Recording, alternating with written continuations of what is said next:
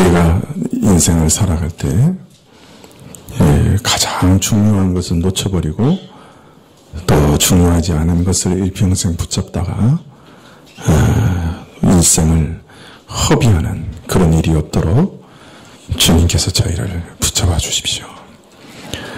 저희가 이 땅에서 무슨 일을 하든지 어떤 삶을 살든지 저희 인생의 목표를, 그 목적을 잃어버리지 않도록 주님께서 우리를 일깨워 주십시오. 저는 참으로 저희 인생이 이 땅에 있는 동안에 어찌하든지 천지를 지으신 하나님과 올바른 관계를 맺게 해주십시오. 저는 그리고 살아가는 동안 신자로서 늘 하나님과 올바른 관계 가운데 있게 해주십시오.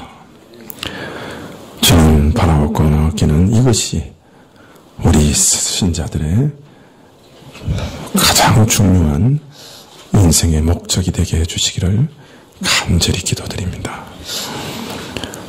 주께서 말씀하시기를 인생이 무엇이냐, 하나님을 공경하는 것과 그의 말씀을 지키는 것, 그것이 인생이다, 그렇게 가르치셨던 것을 기억합니다.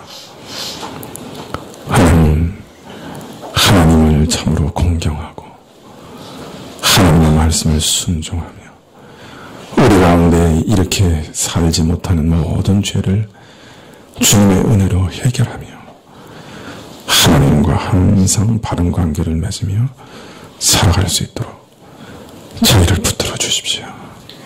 이 일에 관심 가지게 하시고 이 일에 온 마음을 드리게 해주시고 힘쓰게 하시기를 간절히 기도드립니다. 주님, 저희가 이러한 일을 힘쓰면서 살아갈 때 저 힘으로는 도무지 살아갈 수 없는 것을 하시오니 저에게 믿음을 주시사 항상 주의 은혜를 구하며 살아가게 해주십시오. 모든 일에 있어서 특별히 내가 할 수 없는 모든 선과 순종을 위해서 하나님께 간절히 기도하며 하나님으로부터 능력을 얻게 구하게 하옵소서. 또 이러한 믿음이 우리 영혼의 안전뿐만 아니라 이 땅의 삶의 모든 일에 있어서도 구석구석 이러한 믿음이 역사하게 해주십시오. 그래서 내가 일하는 사업장이나 일터나 사람을 만나는 거나 모든 사람과 관계하는 것이나 자녀를 양육하는 것이나 모든 것을 주님 앞에 가지고 나와서 참으로 전능하신 하나님께, 이 세상의 주인이신 우리 하나님께 간절히 부르짖으며 의지하고 내 능력이 아니라 하나님의 능력으로 이 땅에서도 살아가게 되는 그 은혜를 경험하게 해주십시오. 이 땅의 나그네 길 참으로 걸어가게 하시고 살아가게 하시는 하나님의 전능하심을 날마다 의지하게 하여 주십시오. 이 시간에도 주님께 간절히 기도합니다. 참으로 우리가 일터가 있는 것이 얼마나 소중한 일인지요.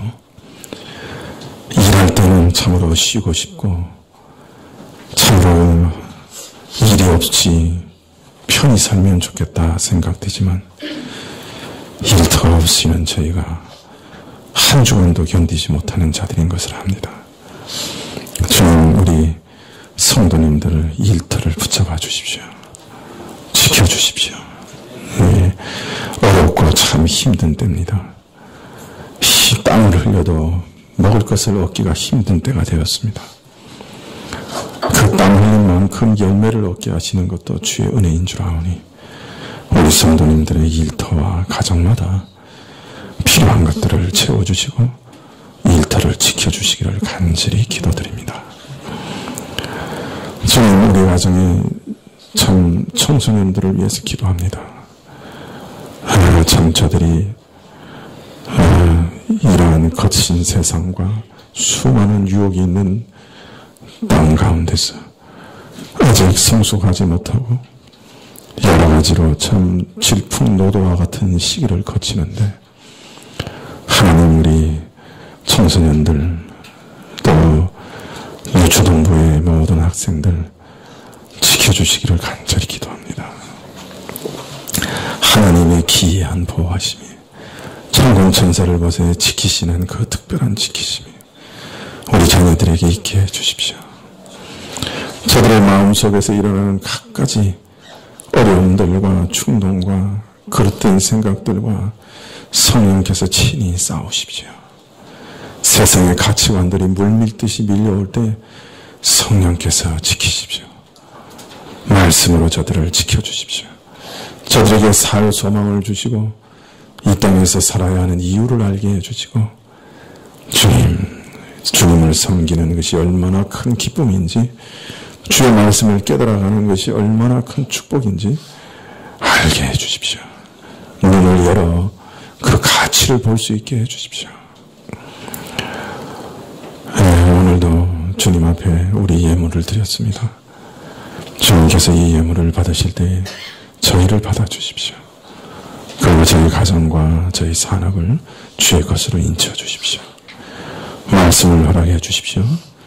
말씀 속에서 깨달음을 주십시오. 예수님의 이름으로 기도합나이다. 아멘.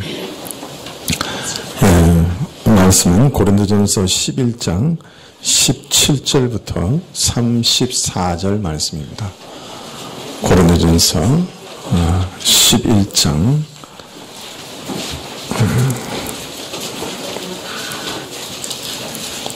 17절부터 마지막 절까지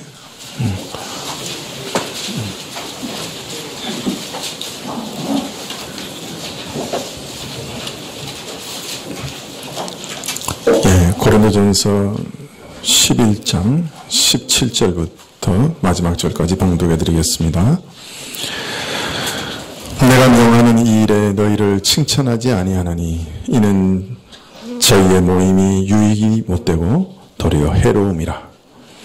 첫째는 너희가 교회에 모일 때 너희 중에 분쟁이 있다 함을 듣고 대강 믿노니 너희 중에 편당이 있어야 너희 중에 옳다 인정함을 받은 자들이 나타나게 되리라.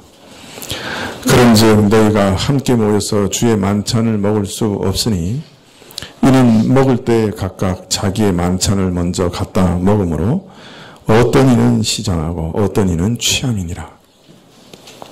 너희가 먹고 마실 집이 없느냐? 너희가 하나님의 교회를 업신여기고 빈궁한 자들을 부끄럽게 하느냐? 내가 너희에게 무슨 말을 하랴? 너희를 칭찬하랴? 이것으로 칭찬하지 않노라.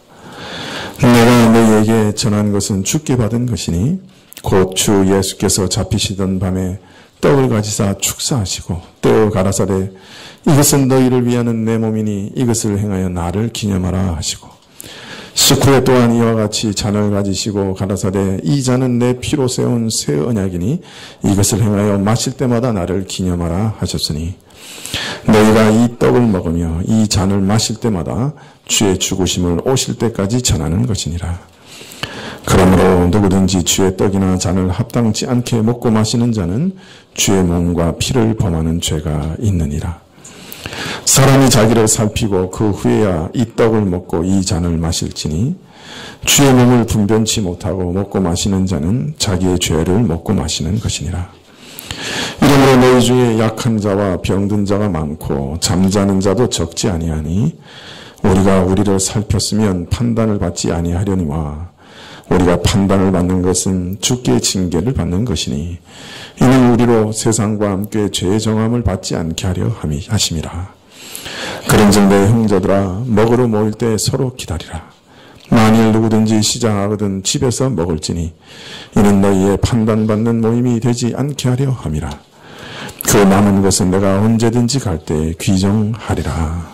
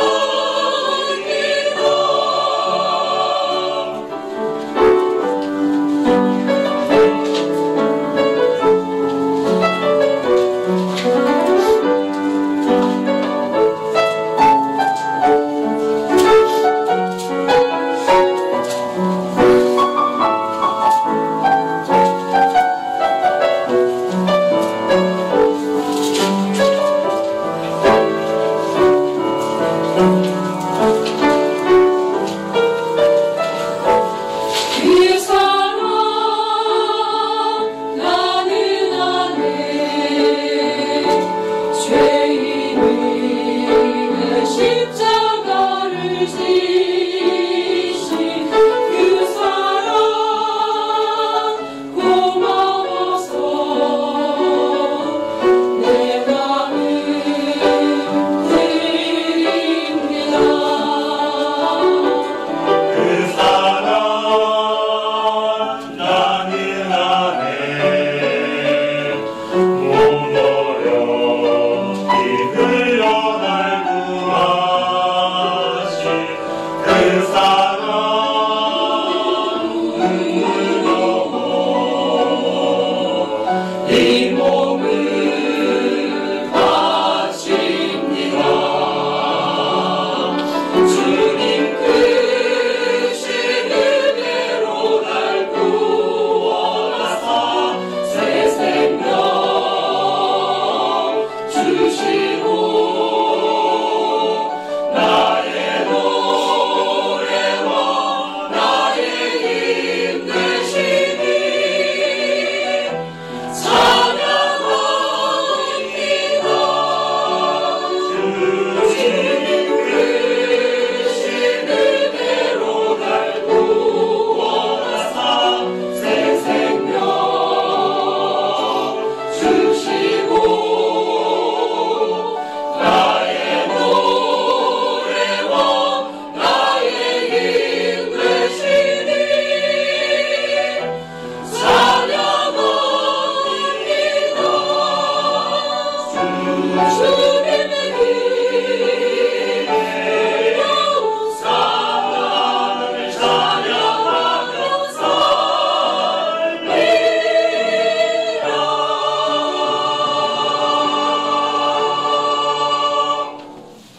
아멘. 예, 감사합니다. 우리가 오늘 살펴보고 있는 고린도전서 11장은 하나님의 신령한 은혜의 수단들, 보통 은혜의 수단이라고 말하는 것에 대해서 말씀하고 있습니다. 은혜의 수단이라는 게 도대체 무슨 말이냐? 하나님이 우리 영혼을 붙잡아 주실 때 우리 영혼의 생명을 전달하시는 그런 은혜의 수단들을 사용하셔서 전달하십니다. 신령한 영적 세계의 모든 은혜를 시공간에 살아가고 있는 우리에게 전달하실 때 하나님은 세 가지 수단을 통해서 그 모든 은혜를 전달하시는 것이에요. 그래서 그것을 보통 은혜의 수단들이라 그렇게 얘기하는데, 첫 번째는 말씀이요, 두 번째는 기도요, 세 번째는 성례라, 보통 그렇게 생각을 합니다. 그래서 말씀과 성례와 기도라고 하는 것은 우리를 보이지 않는 영적 세계와 연결하는 다리요, 보이지 않는 영적 세계에 있는 모든 신령한 은혜를 우리에게 가져다 주는 수단들입니다. 마치 이렇게 수도관과 같은 거죠. 그래서 보이지 않는 영적 세계의 신령한 은사들이 우리에게 어떻게 주어지느냐, 바로 이 세 가지 은혜의 수단들을 통해서 주어지는 겁니다. 고린도전서 11장은 바로 이 세 가지 영적 은혜의 수단들에 대해서 얘기하고 계시는데, 특별히 이 세 가지 은혜의 수단들을 잘못 사용하는 것을 지적하시고, 이러한 영적인 수단들에 대해서 올바로 이해하고 바르게 사용해야 된다 하는 것에 대해서 강조하고 있습니다. 먼저 바울사도는 기도와 말씀에 대해서 말씀하시면서 기도와 말씀에 있어서 남녀 질서를 무시하는 일에 대해서 지적하고 있습니다. 기도와 말씀을 전하는 것은 하나님께서 신령한 은혜를 베푸는 수단이고 영적인 것이니, 그 얼핏 보아서는 우리 육적인 질서와는 아무 관계가 없는 것처럼 여겨지기 쉽지요. 육적 질서에 무슨 구애받을 일이 있느냐. 이렇게 생각하기가 참 쉬운 일입니다. 영적 세계의 일이니까요. 그런데 이상하게 바울사도는 이러한 남녀의 질서가 이 영적 세계 안에서도 유지되어야 하고 이 신령한 일에 있어서도 남녀의 질서는 분명히 지켜져야 한다. 이렇게 말씀하고 있습니다. 그래서 예배에 나와서 참으로 머리에 그 여자가 긴 머리를 가지고 있는 것이 합당하다. 남자는 긴 머리를 가지면 안 된다. 뭐 이런 얘기들이 거기 다 들어있는 거예요. 이 남녀의 질서가 영적 세계에서도 분명하게 지켜져야 한다. 그렇게 가르쳐주고 있습니다. 오늘 얘기드린 17절부터는 애찬에 대해서 얘기하고 있는데요. 초대교회에서는 예배를 드릴 때 아마 예배 드리기 전에 함께 모여서 음식을 나눠 먹은 것 같습니다.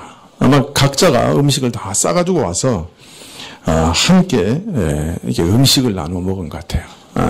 우리는 이제 예배 드리고 이제 점심을 먹는데 초대교회는 예배를 드리면서 음식을 다 가져온 것 같아요.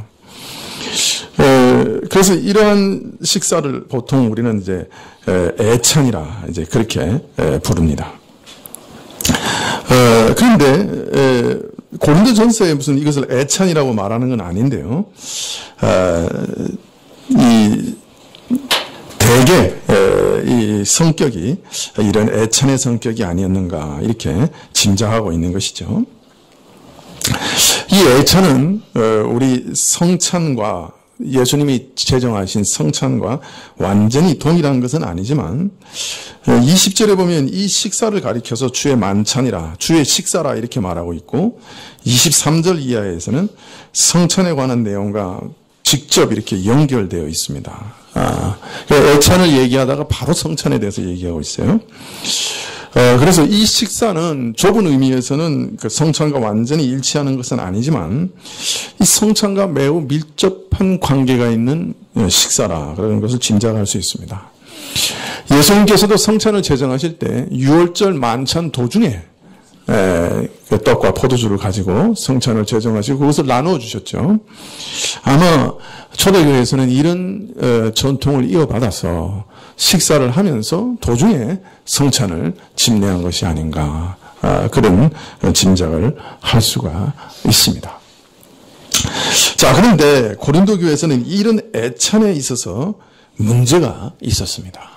그것은 먼저 온 사람들이 모여서 따로 배고프면 식사해버리고 그 나중에 온 사람은 그죠? 함께 참여하지 못하고 또 심지어는 부자와 가난한 사람들을 나누어서 부자는 부자끼리 먼저 함께 모여서 먹어버리고 가난한 자들은 멸시하고 이런 일들이 있었던 것 같아요. 바울은 교회 안에서 있는 이런 분열에 대해서 심각하게 경고하기를 이 교회가 온전히 하나 되지 못한 채 이렇게 서로 나누어서 모인다고 하면 너희 예배 자체가 유익이 되지 못할 뿐 아니라 오히려 해가 된다. 그렇게 말씀하고 있습니다. 교회는 결코 나눌 수 없다. 다만 옳고 그른 것을 가리기 위해서 그런 과정에서 불가피하게 의견이 분열되고 또 서로 쪼개지는 일이 있을 수 있지만 그러나 교회는 원칙적으로는 결코 나누어질 수 없다. 특히 가진 자가 가지지 못한 자를 소외시킴으로써 만들어내는 이런 분열에 대해서 심각하게 질책하고 있습니다. 교회의 하나됨을 깨는 것이 무엇이든지 그것이 재물이든지 그것이 학식이든지 그것이 권세든지 그것이 혈연이든지 그 무엇이든지 교회 안에서 끼리끼리 모여 분열을 만들어낸다면 이것은 교회 하나됨을 파괴하는 무서운 범죄라고 지적하고 있습니다. 교회는 온전히 하나 되어 있습니다. 교회는 한 몸입니다. 이 몸을 잘라낼 수 없잖아요. 팔다리를 잘라낼 수 있습니까? 교회가 그리스도를 머리로 하는 온전한 하나 연합입니다. 우리는 그리스도 안에 있고 그리스도가 우리 안에 오셔서 그리스도와 온전히 연합된 한 몸입니다. 그런데 그것을 어떤 세상의 이유 때문에 파당을 나누어서 잘라낸다고 하면 그것보다 큰 죄는 없다고 말하고 있는 것이죠. 그리스도의 영적 은혜로 만들어진 한 몸인데 이 안에서 인간적이고 육적인 끈을 따져서 끼리끼리 모인다고 하면 영적 유대를 파괴한다고 하면 하나님께서 엄히 심판하실 그런 죄라고 꾸짖고 계시는 것입니다. 제가 아는 그 어떤 교회, 강남에 있는 어떤 교회는, 여러분도 뭐 무슨 교회 그럼 다 아실 거예요. 구역을 만드는데 남자 구역을 어떻게 만드냐면 직업끼리 구역을 만듭니다. 그래서 의사는 의사끼리, 변호사는 변호사끼리. 그래서 구역을 만드는 거예요. 네, 직업끼리 다 만듭니다. 그러면 서로 편하고 좋다고. 네, 그래서 그분들끼리 이제 토요일날 모여서 골프도 치러 가고 뭐 그러는 거죠.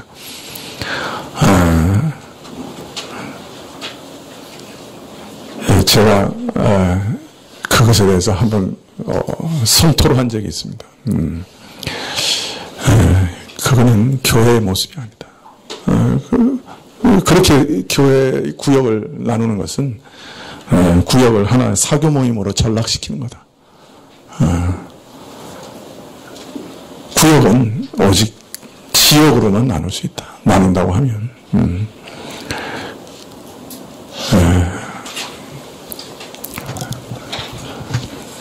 하여튼 제가 대선배인데도 우리 교단이거든요. 제가 한번 들이받은 적이 있는데 그게 옳은 게 아니에요. 그렇게 하는 거는 옳은 게 아니에요.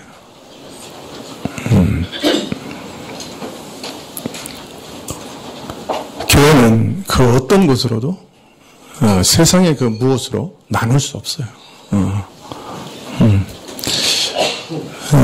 우리가 이제 뭐 청년부, 중고등부 이렇게 나눠놨지만 그것은 교회의 교육을 위해서 그 시기에 맞는 교육을 하기 위해서 나누는 거예요. 그러나 그것도 사실 교회를 나누는 어떤 것이 될 수는 없는 거죠. 그래서 우리가 주일 낮 예배 때는 전부 다 모여서 예배를 드리는 이유도 그렇습니다. 우리가 하나이기 때문에 그래요. 그 어떤 것도 교회를 나눌 수 없기 때문에. 그래서 주일날 참 고역이죠. 여기 앉아 있으면 아이들도 무슨 소리인지 하는지 잘 모를 수도 있고. 그러나 이렇게 초등학교 1학년만 돼도 이렇게 써놓은 거 보면 잘 써요. 어른들보다 더 잘 쓰는 아이들도 있어요. 그래서 제가 믿습니다. 성령이 역사하시면 초등학교 학생들 그 이하라도 설교를 알아들을 수 있으리라 그렇게 믿습니다. 물론 소설 쓰고 있는 학생도 있지만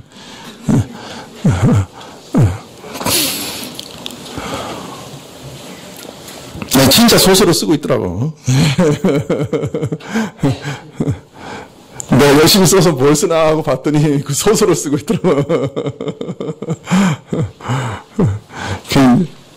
참 설교 듣는 것이 어렵죠. 그러나 다 같이 이렇게 모든 연령이 모여서 이렇게 예배를 드리려고 하는 것은 그 믿음 때문에 그런 거죠.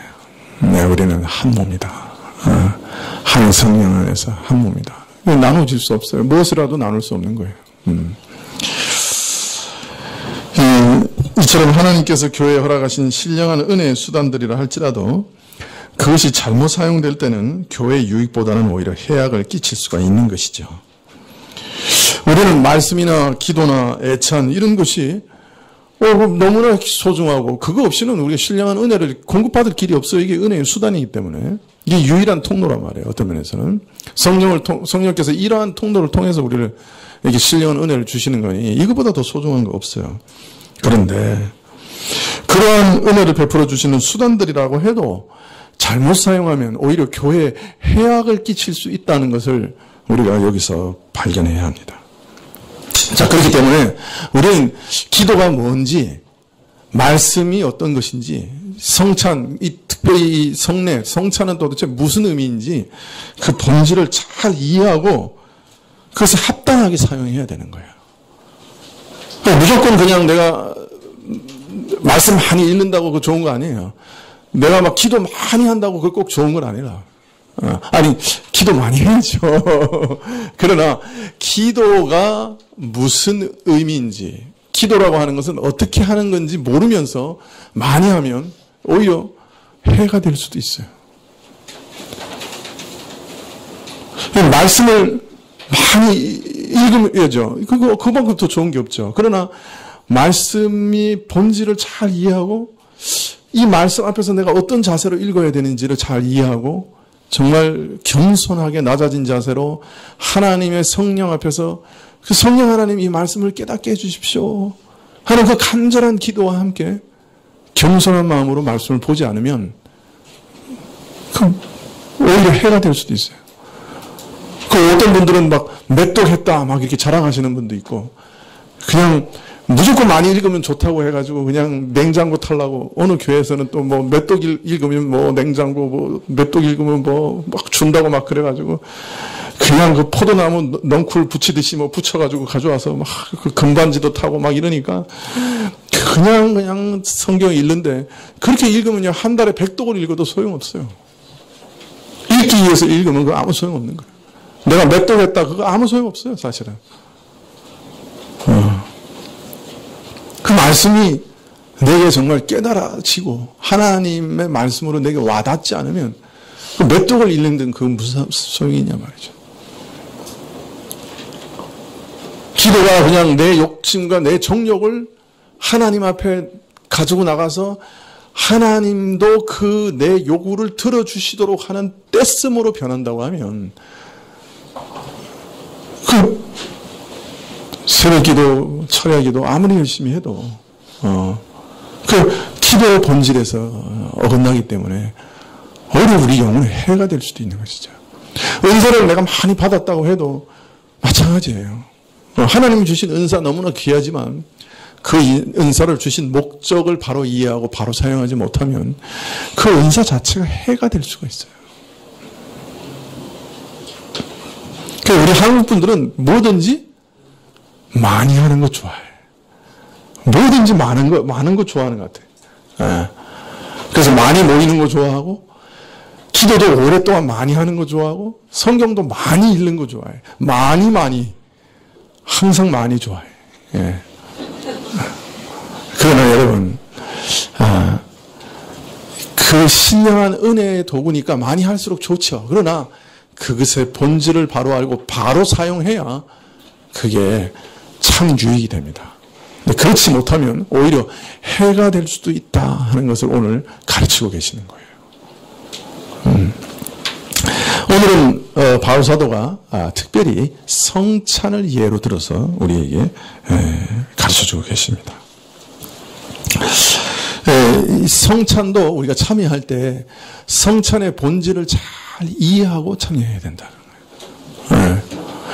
어떤 분들은 이 성찬 이렇게 나눠드리면 원래 이게 뭐 좋은 거잖아. 이게 성찬이 나쁜 거예요? 어떻게 생각해요? 좋은 거죠. 좋은 거니까 누구부터 줘? 자기 자식부터 주는 거야. 야, 얘야, 이거 참 좋은 거니까 이거 먹어라. 근데 여러분, 본질을 모르고 성찬에 참여하면 이게 좋은 거예요? 나쁜 거예요? 오히려 해가 될 수 있다는 거예요. 그러니까 좋은 거니까 자식부터 먹이면 안 돼요. 성찬은 바로 알고 먹어야 돼요. 제가 지적했던 그 강남의 교회는 성찬도 그냥 아무나 와서 먹고 싶으면 다 먹으라 그래요. 그러니까 엄마들이 애들 입에 집어넣느라고 막 정신없어. 그러니까 여러분, 큰 오해예요. 성찬도 어떻게 해요? 그 의미, 그 본질을 잘 알고 먹어야 되는 거예요. 자, 먼저 바울 사도는 이 성찬의 제도는 주님으로부터 받은 제도다. 이렇게 가르치고 있습니다. 그래서 이것은 사람이 만든 제도가 아니라 그래요. 주님이 만들어내신 제도다. 주께서 친히 세우신 제도다. 그렇게 밝히고 있습니다. 여러분, 예수님께서 친히 세우신 제도니 얼마나 놀라운 제도며 얼마나 은혜로운 제도입니까? 또 심지어는 뭐라고 말씀하십니까? 주님이 오실 때까지 우리가 이것을 계속해서 행할 것이다 그래요. 그러니까 이 제도는 예수님이 세우신 제도일 뿐 아니라 언제까지 계속되는 제도예요? 예수님이 다시 재림하실 때까지 오고 오는 모든 세대의 모든 교회에서 행해질 제도라는 거예요. 그게 바로 성찬이라는 거예요. 성찬의 제도는 예수님 오실 때까지 모이는 거예요. 계속되는 거예요. 공산주의자들 때문에 핍박을 받아서 교회가 모이지 못하는 곳에도, 소련 같은 데서도 목숨을 걸고 사람들이 모여서 예배를 드렸어요. 첫 번째는 말씀을 듣기 위해서, 두 번째는 성찬을 나누기 위해서. 그 은혜의 통로 없이, 그죠? 우리가 그 신령한 세계의 은혜를 계속 누리고 이 나그네의 길을 갈 힘을 얻을 수가 없기 때문에 그 엄혹한 환경 가운데서도 어떻게든 모여서 말씀을 듣고 성찬을 행하려고 모였던 거예요. 교회가 존재하는 한, 주님이 재림하실 때까지 이 제도는 연속되는 제도예요. 그러니까 얼마나 소중한 것이에요. 그죠? 네.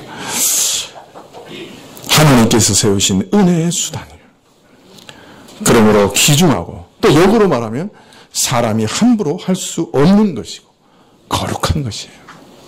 사람이 함부로 마음대로 행하거나 마음대로 이것을 막 어그로 튀기면 안 되는 거예요. 본질을 잘 알고 잘 행해야 되는 것이죠. 주께서 잡히시던 날 밤에 떡과 잔을 취하사 이는 각각 나의 몸이요 나의 피를 상징하는 것이라고 하셨습니다. 이를 먹고 마심으로 나를 기념하라고 명령하셨습니다.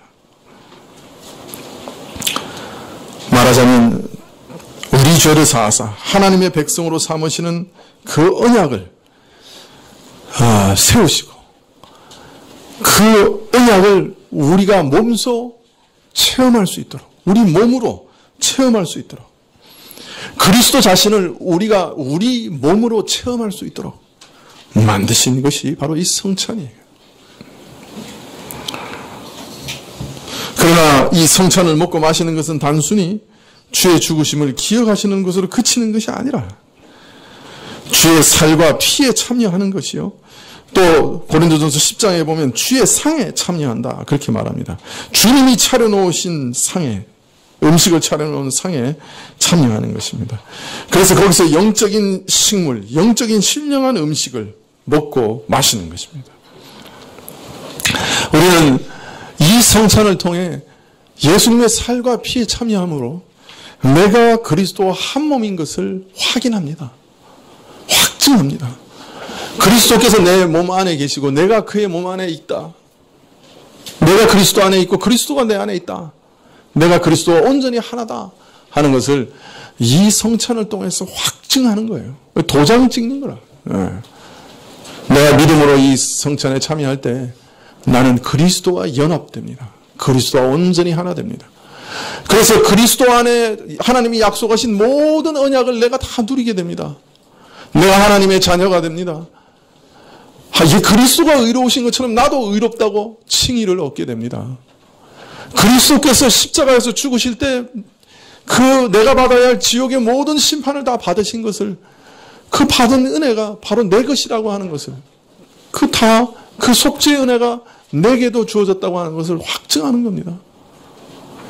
내가 그리스도와 하나 돼서 그리스도와 함께 십자가에 못 박히고 그리스도와 함께 십자가에서 부활하는 그런 은혜에 참여한 자인 것을 확증하는 겁니다. 한마디로 말하면 내가 그리스도 안에 있고 그리스도가 내 안에 있으시는 그 연합을 나는 실제적으로 체험하는 겁니다. 확증하는 겁니다.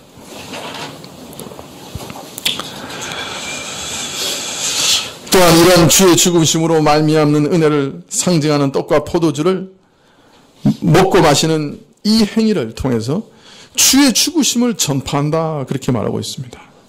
주의 죽으심으로 말미암는 은혜를 모든 사람들에게 행동으로 보여주고 있는 것입니다. 바로 나 자신을 위해 예수님이 죽었습니다. 예수님이 바로 나 같은 죄인을 위해 피와 살을 오늘 흘리셨습니다.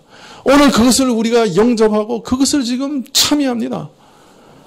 그리스도께서 나를 위해 죽으셨습니다 하는 것을 온 세상에 전파하고 있는 것입니다.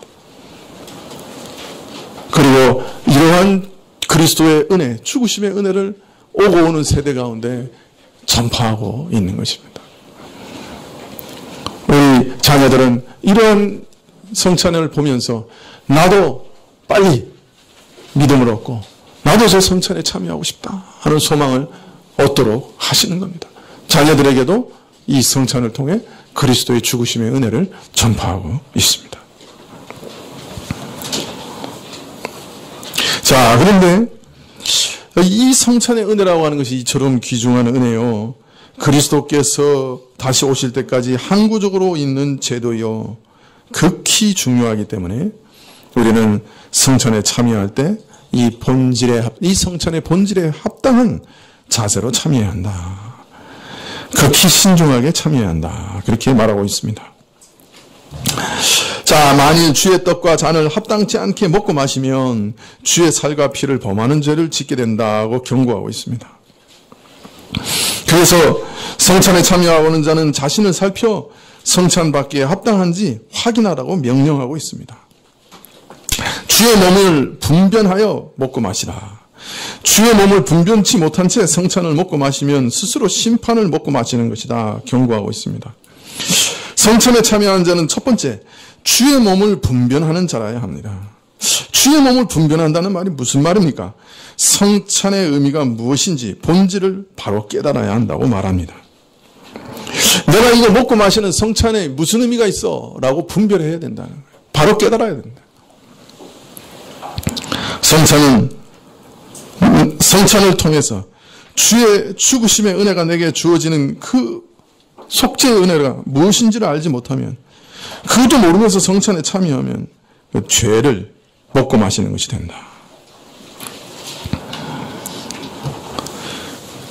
성찬에 참여할 때는 예수님이 우리에게 주신 그 언약, 그 예수님이 나를 위해 피 흘리신 그 일의 의미, 예수님이 내게 주시는 죄사함의 의미를 알고 그것을 바로 믿어야 한다. 그렇게 말씀하고 있습니다.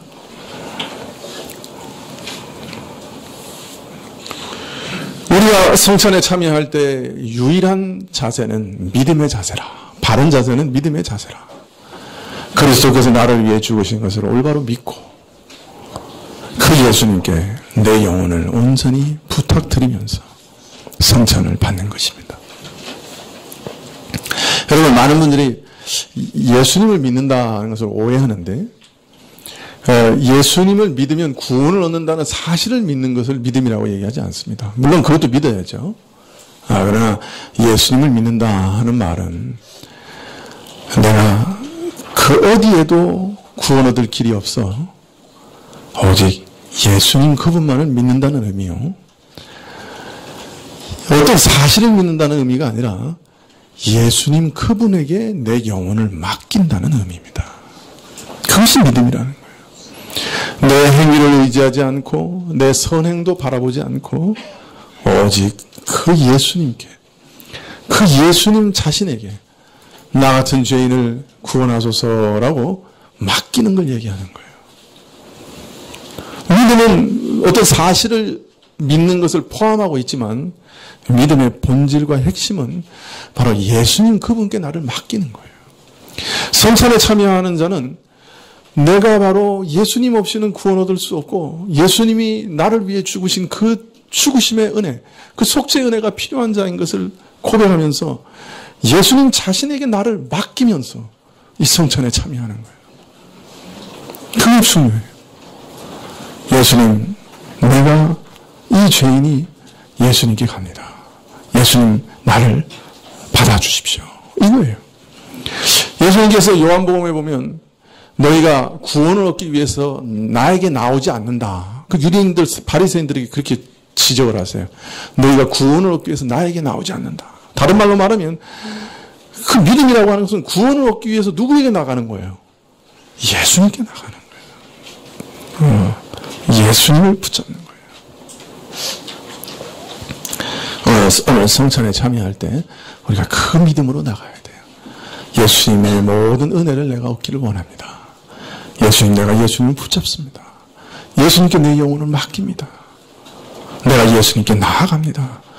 예수님도 내 안에 들어오십시오. 예수님도 나와 온전히 연합하십시오. 내가 예수님께 나아가니 예수님 나를 받아주십시오. 나와 함께 해주십시오. 그런 믿음으로 성찬에 나가셔야 합니다. 자신의 영혼을 온전히 영육간의 모든 것을 주께 맡기며 예수님을 만나기 위해 나가는 것입니다. 자, 성찬은 예수님과 우리와의 관계에 대해서만 어떤 의미를 가진 제도는 또 아닙니다. 믿는 형제 간에도 관계가 있는 제도입니다. 성찬은 한 주님 예수 그리스도의 동일한 은혜에 참여함으로써 우리 모두가 주 안에서 한 형제임을 서로 확인하는 의식입니다. 저는 어느 교회에 가서는 성찬에 참여 안 할 때가 있습니다. 왜냐하면 그 교회가 정말로 그리스도의 한 몸인가 의심이 나면 저는 그 성찬에 참여 안 합니다. 그런 경우가 있었습니다. 이 교회가 정말 그리스도 안에서 같은 복음을 전하고 같은 믿음을 가지고요 한 몸인가 갸우뚱할 때가 있습니다. 그러면 그 성찬 안 받습니다.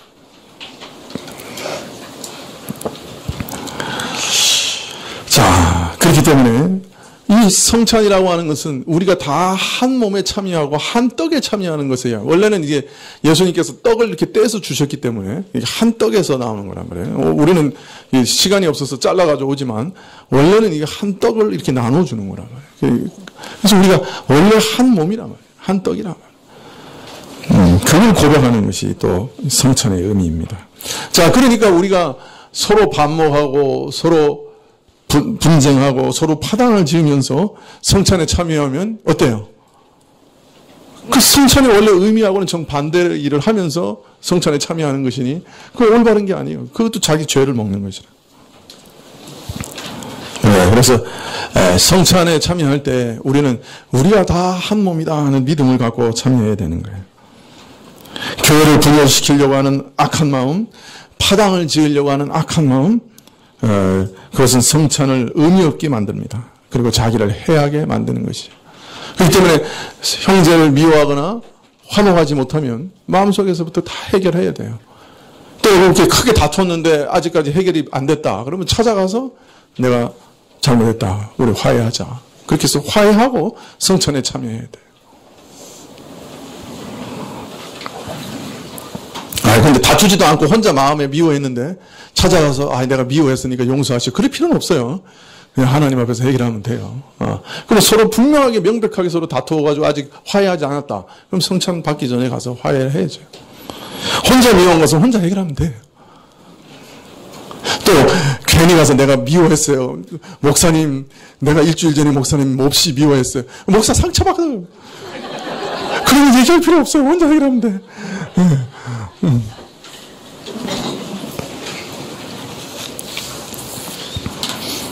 또 이 성찬이라는 것은 우리 죄를 사해 주신 그 예수님 그 은혜를 내가 누리는 건데 내가 계속해서 죄를 고집하면서 그 은혜를 누린다는 것도 어불성설 아니에요. 그죠? 그렇기 때문에 성찬을 참여할 때는 항상 죄를 회개하면서 참여해야 돼요. 주께서 용서해 주시도록. 내가 참 이런 악한 마음을 품었다고 회개하고 내가 이런 죄를 지었다고 회개하고 이 성찬에 참여해야 되는 것이 마땅합니다. 네. 자, 그래서 성찬에 참여할 때 세 가지가 반드시 있어야 돼요. 그래서 자기를 살펴봐야 되는 거예요. 첫 번째는 내가 예수님 외에는 다른 구원의 길이 없다고 믿으며 예수님께 내 영혼을 맡기고 있느냐. 두 번째는 내가 다른 사람을 미워하지 않고 화목하고 있느냐. 파당과 분쟁과 이런 일에 내가 뛰어들고 있는 거 아니냐. 그런 거 다 버려야 된다. 세 번째는 내가 계속해서 죄를 고집하고 회개하지 않는 게 있는가. 그걸 살피고 성찬에 참여하는 것이. 이게 중요하다. 왜냐하면 성찬의 본질은 예수님과 연합하는 것이기 때문에 이 본질을 잘 알고 이것을 방해하는 그 세 가지 다 갖다 버려야 된다. 근데 오늘 말씀을 보니까 이런 성찬에 참여하는데 이 본질을 모르고 그냥 엉벙덩벙 참여했다가 어떻게 잠자는 자도 있고 병든 자도 있다 그래요. 네. 여기서 잠잔다는 말이 무슨 의미인지 그 영적으로 잠이 들었다는 말인지 확실치 않지만 그러나 지금 만일 이것이 보통 성경에서 얘기하는 성도들의 죽음에 대해서 얘기하는 것이라고 하면 성도는 하나님 앞에서 잠깐 잠자는 것처럼 그 죽는다고 하는 거 육신이 잠깐 잠자는 거와 마찬가지라 그래서 잠잔다고 얘기하거든요. 성도의 죽음을. 그렇기 때문에 그렇다면 이건 죽음이라고 하는 형벌을 받은 것까지도 포함하고 있다고 말할 수 있습니다. 성찬에 함부로 참여하는 것이 얼마나 무서운 죄라고 하는 것을 가르치는데 그것 때문에 육신의 병이 드는 사람도 있고 죽은 사람도 있다. 형벌을 받아서. 그러나 스스로 바울 사도는 우리에게 위로하시기를 죽었지만 이 사람의 영혼은 어떻다는 거예요. 이미 구원을 받은 사람이라. 그래서 성찬에 잘못 참여해서 육신이 죽었지만 그러나 그 영혼은 낙원에서 구원을 받은 사람이라서 뭐라 그러는 거예요? 잠잔다고 표현하고 있어요. 그래서 영혼이 버림을 받은 것은 아니지만 그가 낙원에 갔지만 그러나 성찬에 참여해서 육신은 질병이 들거나 죽어버리는 그런 일들까지도 있을 수 있으니 참으로 조심해서 살피고 성찬에 참여하라 그럽니다. 또 오늘 성찬 하는데 다 안 받을까 봐 걱정이네요. 그러나 하여튼 잘 살피고 참여해야 되는 것이에요. 그래서 마지막으로 바울이 권면하기를 애찬도 올바로 해라. 그렇게 권면합니다. 시장하거든 집에서 먹고 와라. 다 기다려서 함께 모여서 한 몸인 것을 증거하면서 애찬에 참여해라. 사람 차별하지 말고 다 함께 모여서 애찬에 참여해라. 그렇지 않으면 집에 가서 먹어라. 왜 교회 와서 엉뚱한 짓 하느냐 그렇게 얘기하고 있습니다. 오늘 말씀드린 대로 하나님께서 우리에게 은혜를 주시는 수단은 물론 성령을 통해서 주시지만 그 성령이 붙잡고 사용하시는 그 수단이 있다 그래. 그것이 바로 말씀과 기도와 성례라. 이 세 가지 방식을 통해서 이 방편을 통해서 성령께서 우리에게 하늘에 신령한 은혜를 주시는데 이거 없이는 안 되는 거예요. 이거 얼마나 소중한지 몰라요. 그리고 부지런히 사용해야죠.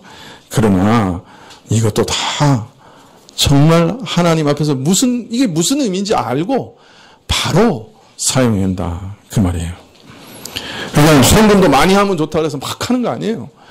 헌금의 의미를 알고 해야 되는 거예요. 그죠? 헌금이라고 하는 것은 사실은 우리 자신을 하나님께 드리는 걸 말하는 거예요. 그럼 나 자신을 드리기 위해서 내 가진 것 일부를 드리는 거예요. 그럼 나 자신을 대표해서 드리는 거란 말이에요. 그런 믿음 없이 그냥 돈 몇 푼 던져주면 하나님께서 그 헌금 가지고 뭘 하시겠어요? 그 헌금 가지고 하나님께서 하시는 게 뭐 있어요? 내가 늘 말하지만 우리가 짜장면 사 먹지 하나님께서 헌금 가지고 뭘 하시냐고요. 그 헌금 가지고 우리가 다 우리 필요에 쓰는 거 아닙니까? 하나님이 그 헌금 받으셔가지고 짜장면 사 드십니까? 그런 건 없잖아요. 헌금이라고 하는 것도 내 자신을 하나님께 드리는 믿음의 표예요. 그게 헌금이에요. 그 본질을 잘 알아야 된다. 기도도 본질을 잘 알고, 말씀 읽는 것도 본질을 잘 알고, 성례도 본질을 잘 알아서 그 믿음으로 잘 참여해야만 된다고 말씀하는 것입니다. 그렇지 않으면 아무리 열심을 내도 그 은혜의 수단 안에서 은혜를 못 받게 되고 또 그것이 지나치면 해를 받는 경우도 있으니 이 가장 귀중한 은혜의 수단이지만 이 은혜의 수단의 본질을 잘 알고 믿음을 가지고 해야 된다. 기도의 의미가 뭔지 잘 알고 말씀을 듣고 읽는다고 하는 것은 무엇을 위해서 하는 것인지 잘 알고 신중하게 그 의미를 잘 이해하면서 해야 된다고 가르치고 있습니다. 기도하시겠습니다.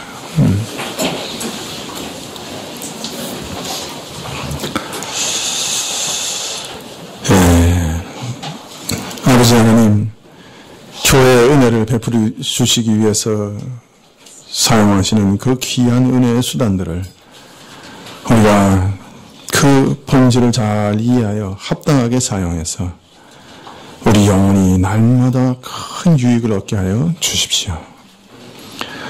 한국교회가 젖어있는 잘못된 생각들을 다 벗어버리게 해주시고 참으로 많으면 많을수록 좋다 하는 그런 어리석은 생각들을 다 벗어버리게 해주시고 하나님이 가르치시는 그 올바른 뜻을 따라 그 본질을 잘 이해해서 이러한 은혜의 수단들을 통해 내 영혼이 살게 하옵소서 하는 간절한 기도 가운데 이 수단들을 사용하게 하여 주십시오. 예수님의 이름으로 기도합나이다. 아멘. 284장 찬송하시겠습니다.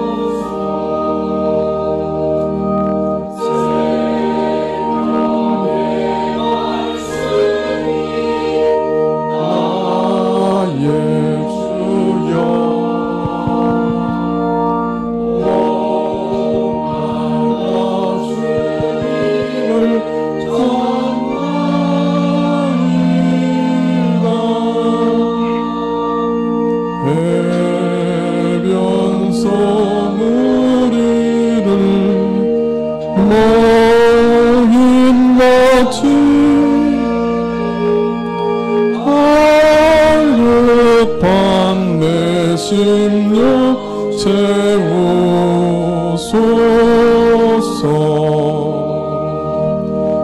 내 주여 진리의 말씀으로 사슬의 얽매인 날 풀으사 내 맘의 평화를 누리도록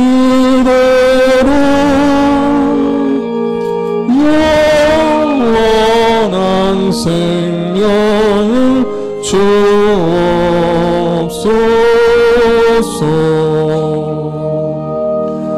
성령을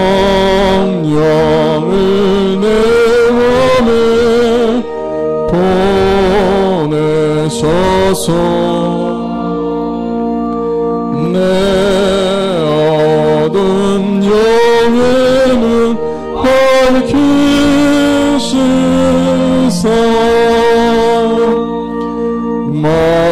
말씀에 감춰인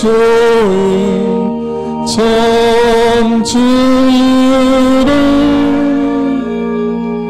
깨달아 알도록 하옵소서.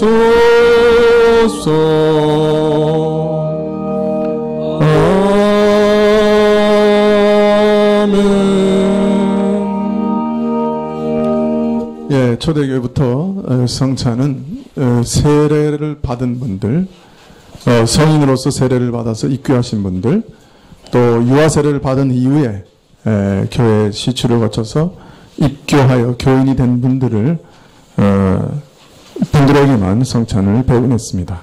그래서 교회가 명백하게 신자로 받아들인 분들에게만 성찬이 주어집니다. 그래서 그런 분들만 성찬을 받으시면 좋겠고, 또 우리 교회에서 세례를 받지 않은 분들이라도 다른 교회에서 오신 분들이라도 세례를 받으신 분들은 성찬에 참여할 수가 있습니다. 이 시간에 좀 같이 기도하십시다.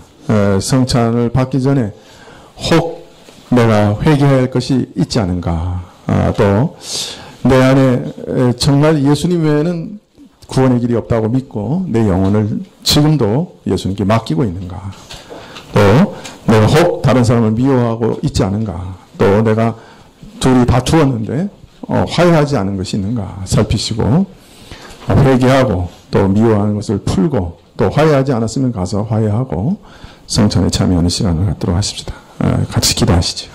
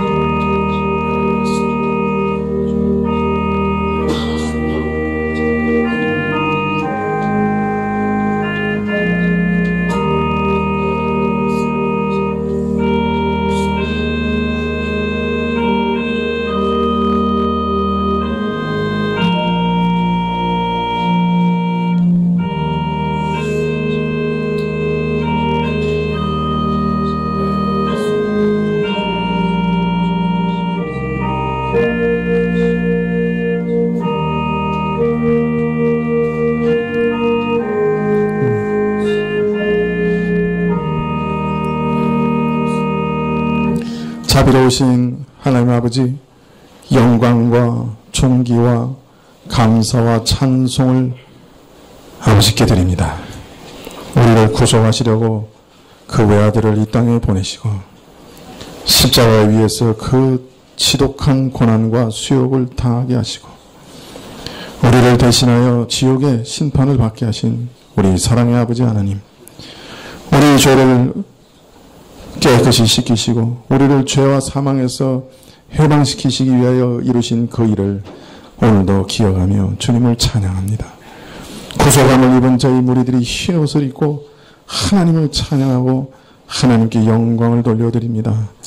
저희가 우리 스스로 우리 안에 있는 모든 죄를 내어버리고 죄를 씻기를 원하오니 이 시간에도 주의 보혈로 덮어주시옵소서. 우리가 우리 영혼을 다시금 주께 의탁하옵고 우리의 행위가 아니라 주께서 이루신 주의 일을, 주의 행위를 붙잡사오니 주여 우리를 온전케 하옵소서, 깨끗게 하옵소서. 우리가 거룩한 예식에 참여하면서 우리 마음의 모든 미움을 내어버립니다. 결단하고 용서합니다. 화목하고 하나 되어 주께 나아가고자 하오니 우리를 받아 주시옵소서. 주님, 우리 안에 있는 습관적인 죄악들을 고백합니다. 주여, 내가 이러한 죄에 매일 넘어지기 때문에 회개합니다. 내가 이 죄에 넘어지기 때문에 주께 은혜를 구하려 지금 나아갑니다.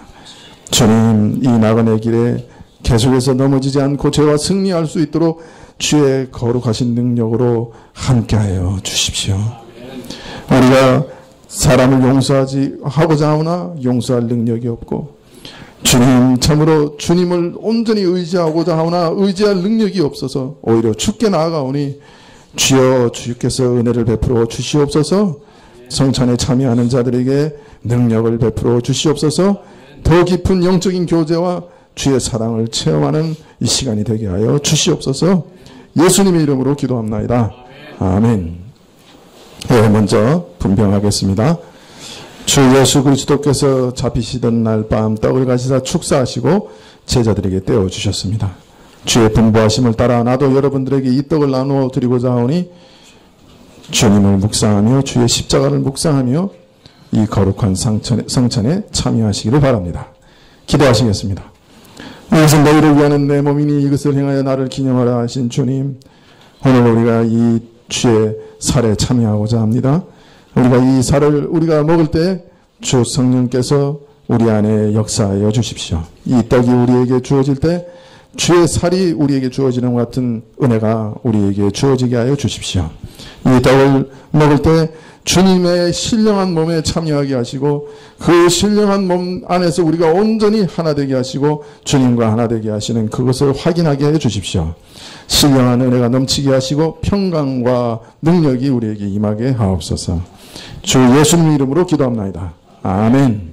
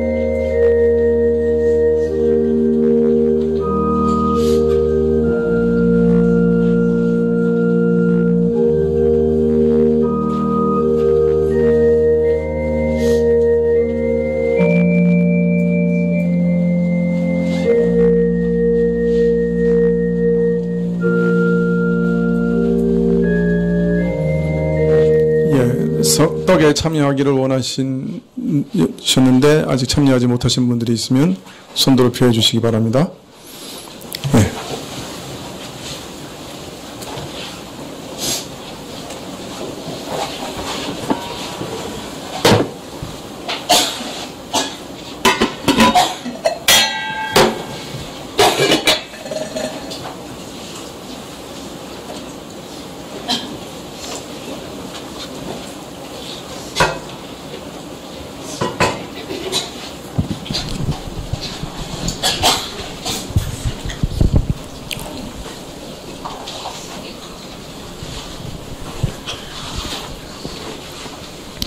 봉장하겠습니다.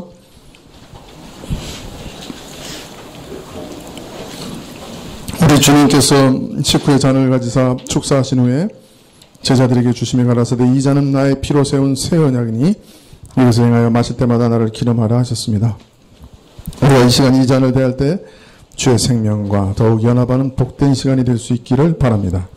이제 기도드리시겠습니다. 주님, 내 살을 먹고 내 피를 마시는 자는 영생을 가졌고 마지막 날에 내가 그를 다시 살리리라고 말씀하셨습니다. 이 잔을 통해서 우리가 주의 생명에 이르고 주의 피에 참여함으로 주의 사랑 가운데 충만케 하옵소서. 이 예식을 통해서 우리가 더욱 은총을 잊기를 원합니다. 육신이 연약한 자가 참으로 육신마저 치료함 받기를 원합니다. 주님, 이 나그네 삶을 살아갈 때에 참으로 우리가 걸어갈 수 있는 힘을 얻기를 원합니다. 죄를 이기는 능력을 얻기를 원합니다. 사랑하고자 합니다. 사랑의 능력을 주시옵소서. 진리를 수호할 수 있는 능력을 우리에게 허락하여 주시옵소서. 주님의 죽으심을 오실 때까지 증거하게 하옵소서. 예수님 이름으로 기도합나이다.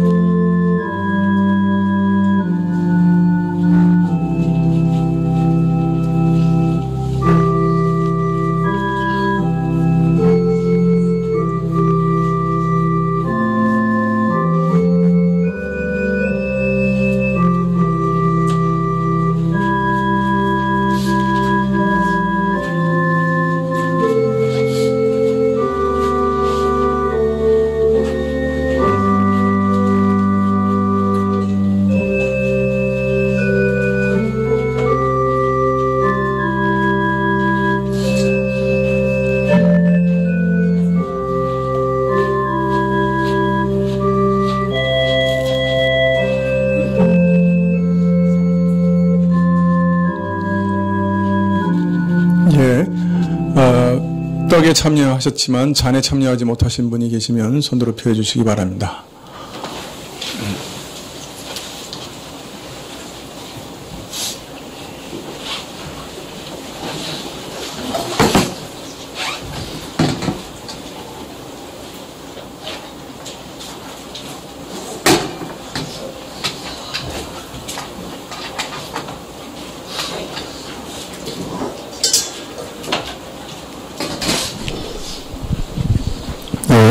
네, 285장 찬송 드리시겠습니다.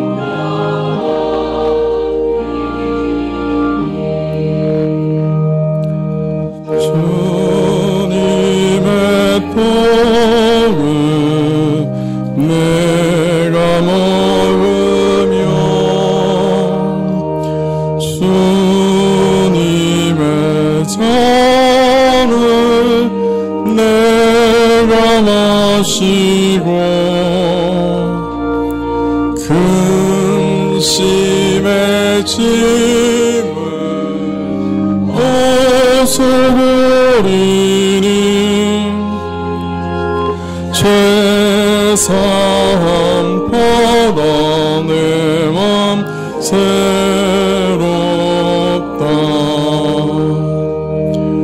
주 예수 밖에 도움 없사와 주님의 팔에 의지합니다. 주 권능으로 이미 솟아서 나 주 안에서 만족합니다. 주님의 성참 받을 때마다 하늘의 기쁨 미리 맛보고 어린 양 잔치 참여함같이 영원한 축복 내가 누리리.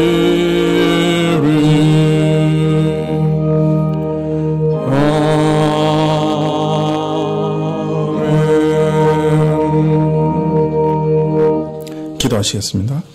지금은 우리 주 예수 그리스도의 은혜와 하나님 아버지의 그 크신 사랑과 이 은혜와 사랑을 깨닫게 하시고 누리게 하시는 성령님의 교통하심과 역사하심이 주의 성찬을 받으며 또 주의 은혜의 수단을 기뻐하며 그 안에서 부지런히 주의 은혜를 구하는 머리 숙인 주의 백성들 위해 지금부터 영원까지 함께 계실지어다.